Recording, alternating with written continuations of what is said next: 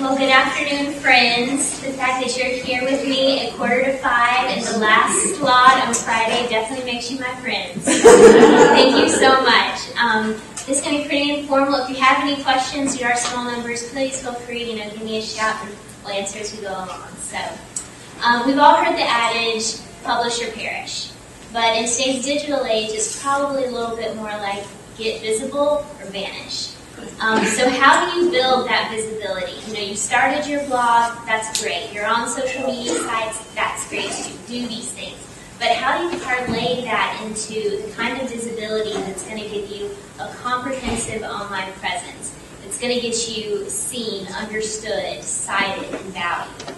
That's what I'm going to talk to you today about with bestthinking.com. And you're welcome to get on the site and play along as we go through. Registration is free. Using the site is totally free, pretty easy to do. If you start registering now, you will be done long before I am done. So have at it. So today, with visibility and best thinking, I want to focus on three things. Number one, what is this visibility that I'm talking about? Number two, why best thinking gives good visibility. And finally, what you can do on best thinking to get similar great results. So let's start by looking at one of our thinkers on best thinking. We call our site users thinkers. So this is one of our thinkers. This is David White, and he's a physicist, and he publishes on the gluon emission model. As for what the gluon emission model is, I cannot answer that. I studied English. However, I can tell you that David feels very passionately about it, and he's posted a number of articles on best thinking about it. So here's some of them. Okay, so if you do a Google search for his subject, which is the gluon emission model, you'll see that a best thinking result for one of his articles comes up first. And this is phenomenal for David because he had been publishing for years in traditional academic journals and in other places. But as soon as he published on best thinking, he skyrocketed right up to the top. And I can tell you he gushed about this. And I don't get a lot of physicists gushing to me. So this was very significant that he was thrilled with these results. So let me show you another example before we move on a little more to the site. We have another thinker called Charles F. Barnaby, and this is the name he publishes under. He is, by chance, another physicist. He's a nuclear physicist. And when you do a Google search on his name, you'll see a number of best thinking results. As a matter of fact, it's filling the screen right here. This is another great part about best thinking, is that it creates an online portfolio for your work. So we search for his name and we see all kinds of different articles that he's done, blog entries, profiles, things like that. So now that you've seen the kind of visibility that we're talking about, what is it about best thinking that gets these results? Well, if I were in your shoes, I would be thinking, well, I could do the same thing. I could put all my work on a web page that I grew up, and I would get great results too. But the difference is that we have some specific SEO functions that we've built into our site so that you can take your existing work, put it on best thinking, and get great visibility. So I'll point out just a few of the things. One would be, you notice across the top of the screen, we have a comprehensive taxonomy. That really appeals to search engines like Google. All the content, including the thinkers, gets indexed within our taxonomy. Another item is, you'll notice up here where it says identity verified. All of the users on our site are identity verified. And there are a couple of different ways that we do it, through mail, web pages, public record searches. It's all totally secure, no social security numbers, no credit checks, nothing like that. Again, if you started when I mentioned you could register, you're probably done with identity verification by now, so it's very simple. But that's another reason, though, why we get such great SEO results, is because Google knows that we have these identity verification standards. And there are a few more other things that we have behind the scenes going on for SEO. Basically, our developers try to reverse engineer what the Google bots are looking for, so that's why we see such great results. Okay, so now let's take a look at what these people are doing specifically on best thinking to get these visibility results. So if we go to a thinker page, right now we're on David's, this is kind of the core of someone's presence on best thinking. And the long and short of it is that it's all about content. To get good results, you want to put up content, you want to keep it fresh. You want to go in there, you want to update things. So if we look on his, we have a bio section where you put information about yourself. You can put links, you can embed videos, sound files, whatever you like. We have a credentials section where basically you're putting in the information you would have on a CV or a resume. And we have a wizard that'll take you through entering this information. And then we have our different content types, which are articles, blogs, and topics. We also have a fourth brand new option, ebooks, which I'll get to in just a little bit. So articles, that's one I mentioned before. Articles, you're welcome to write original articles for Best Thinking, or you can cross-publish things that you've already published. So as long as you have permission by whoever you published it with previously, whatever journal, magazine, things like that, you can publish it here on Best Thinking. Furthermore, anything you publish with us, you retain all your rights to, all your copyrights to, so you can go on and publish it in subsequent other places. And we have a lot of thinkers that enjoy doing that, kind of test run on Best Thinking a little bit, get yourself up in the search results, and then they go and take it to other publications as well. So when you do your articles, we have a great import feature. If it's in a PDF or a Word doc, you just put it in, bang, it's right up there as an article. Another type of content we have are blogs. I'll log in real quick. So what we want to do, as I mentioned earlier, is we want to make Best Thinking a place where if you were just getting started online, you could get started with us and build a good presence. However, this being a science online conference, most of you are probably online, and so Best Thinking is still a great fit because we want it to really complement what you're already doing. So to that end, with the blogs, we have a range of blog tools that complement the platform that you're currently using. So we'll scroll down a little bit, and you'll see some of the functionality that we have.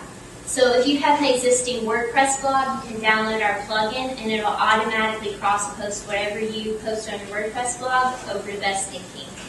We have similar capabilities for Blogger, Windows Live Writer. You can even email your post to an email address, post@bestthinking.com. It'll go right up to your blog. So we try to make it really easy to match your existing efforts. And then another type of content we have are something that we call topics. Topics are kind of the story behind the story, so to speak.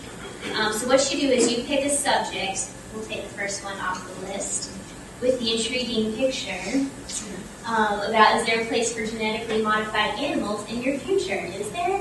Read the topic. So what you do is you basically pick a subject. In this case, it's about genetically modified animals, and you're going to curate this topic. So you start by filling out a little bit of information at the top. Give us some background about it. Why is this an important issue? Is this something that's in the news? What's happening with it? And then you're the curator for this topic. So you pick the articles, the videos, the slideshows, all the information that somebody should read to get all the facts about this. So for example, whoever's curating this selects this article about genetically modified foods, harmful or helpful. Genetically modified cows produce human milk. They're selecting these. And not only do you select them, you get to include commentary for each one about why you pick it, why it's important. So you can pick things that maybe have an opposing viewpoint, say this is why this is wrong. Or you can pick something that says this is a must read, it has really crucial background information about this topic. And when you create one of these, we have a great content harvester that also works. So you set up your topic, you search for some keywords, and it's going to serve up the articles that you should be reading. And then it works a lot like Netflix key, where you're arranging them, you're changing the order, things like that. And then another type of content that we just started with, and I'll take it over to our sister site, as you can tell by the name, is thinkermedia.com, and this is the ebooks portion of Best Thinking. So these are some of our new releases coming out. So with the ebooks, basically we see this as an extension of those current content types. So if you kind of think of it in terms of the size of a piece of content, first we have blogs, which are kind of the nugget of your idea. Then maybe you turn into an article as you refine and get a little bit bigger. and then maybe ultimately you see something as an ebook, something that's a little more fleshed out, has your sources in there, something you want to see published on Amazon, Barnes & Noble.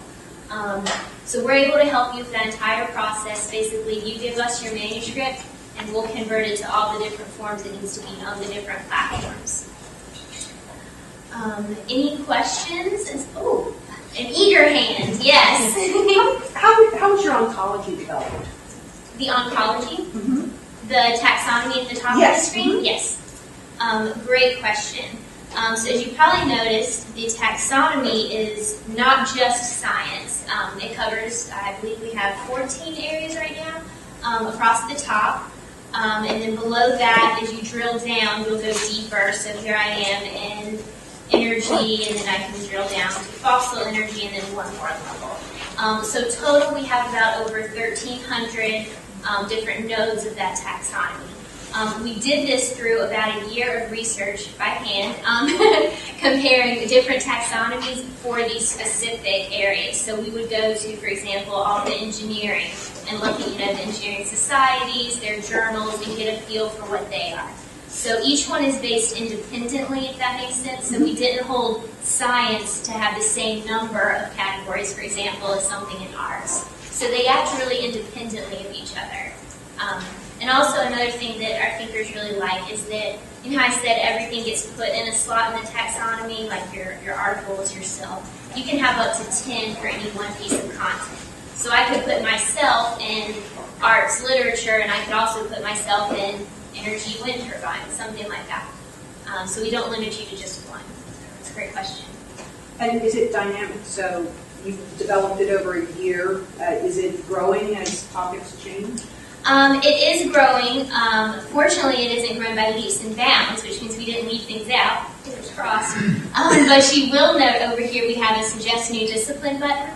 And so definitely the best feedback we get is from people actually using the site that say, hey, this niche that I work in is huge. Why isn't it represented? And so, yes, there's definitely a way you can add content. I think there was a hand in the back. Yeah, what's your business model? Where do your revenues come from? I'm sorry, I heard business model and something else. Where do your revenues come from? Where do the revenues come from? Good question. I get asked that a lot.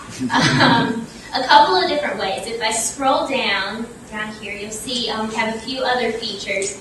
We have a speakers bureau where the speakers can sign up to be part of that, and when they get selected to speak at perhaps a college, perhaps a conference, something like that, we help arrange the requirements to get there, and then we receive a small amount of that transaction fee.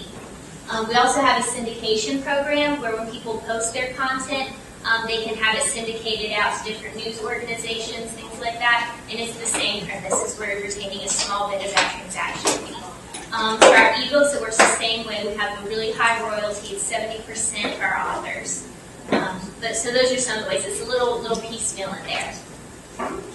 Thank you. Any other questions? Okay.